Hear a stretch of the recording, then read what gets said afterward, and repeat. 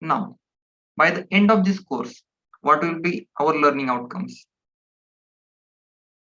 The main focus of our this course will be on reading the data, because to do any transformations, any analysis, first we need to read the data. Once we read the data, we need to understand it, because until and unless we understand the data, we won't be able to transform it or do any kind of analysis on it if we are not able to understand it.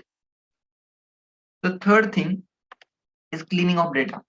There can be some unwanted things in the data which are not of our use at that particular time.